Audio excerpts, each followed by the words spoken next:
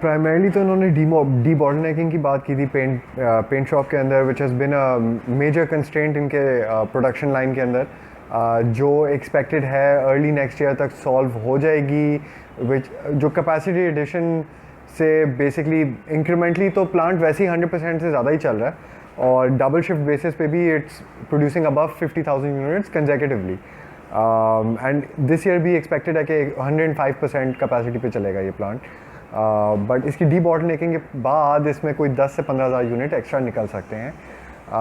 They are already running the plant on alternate Saturdays, and even a minor disruption जो इस quarter आई थी reduces the overall. So that shows that the demand for the automobile is so large that you are not seeing that even a small disruption is bringing down the overall supply.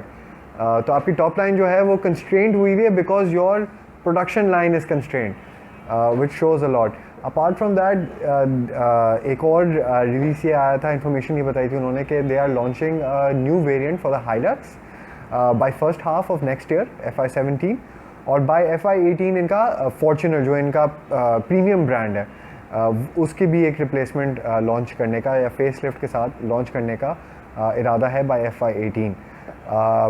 इनके इसके ऊपर context ये है कि ये दोनों models combined make up about 18%, 18% of the top line of Indus Motors. Majority earning power or profitability for Indus is still coming from the Corolla, which is something we don't see changing in the near term. क्योंकि इन्होंने कोई timeline नहीं दी for new projects, कोई timeline नहीं दी for expansions, although they have pointed to the fact that everything is on the table, and इसके ऊपर they are a very cash heavy company, लेकिन इसके ऊपर इन्होंने कोई हमें firm टाइमलाइन या फर्म कमिटमेंट मार्केट के लिए नहीं दिया. मैनेजमेंट ने एनालिस्ट ब्रीफिंग के अंदर एक हिंट दी थी कि हम कोई competitive pressure of course from the civic को काउंटर करने के लिए कुछ सोच रहे हैं. अब उसमें बहुत ही कम टर्म्स हैं जिस तरीके से एक कंपटीशन दे सकते हैं. Price based competition is not something Indus Motors has done in the past, तो इसलिए वो हमें थोड़ा सा लग नहीं रहा कि इस साल करेंगे या अब इस दफ़ा इनिशिएट करेंगे प्राइस बेस्ड कंपटीशन. इसके अलावा नए फीचर्स, क्योंकि नया वेरिएंट को आए हुए 2 साल हो चुके हैं, तो maybe some new features, maybe a face lift. They have already introduced a new variant, a face lift, variant with the face lift for the higher end category of the Corolla, जिसमें mobiliser भी है. But that is something again we are speculating on, and that is something we are yet to see. Apart from that, we believe yes, there is going to be a decline in sales for this year.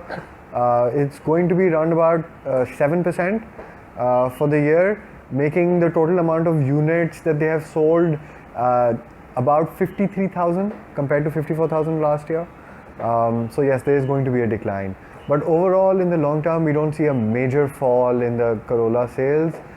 Because we know that there have been supply constraints or production issues in Honda particularly, and that अगर आप historically भी देखें, there have not been many years of consistent production of the Civic above 10,000 units, which is और ये अभी भी single shift पे चला रहे हैं plant अपना. तो it does not look like Honda is very aggressively targeting market share. इनकी जो नीश सेलिंग की स्ट्रैटेजी है वो अभी भी इनको अच्छे रिटर्न्स दे रही है, और उसके साथ आई थिंक वी बिलीव कि जो मार्केट शेयर है और जो सेल्स ग्रोथ है वो रिलेटिवली म्यूट ही रहेगी फॉर द कमिंग ईयर.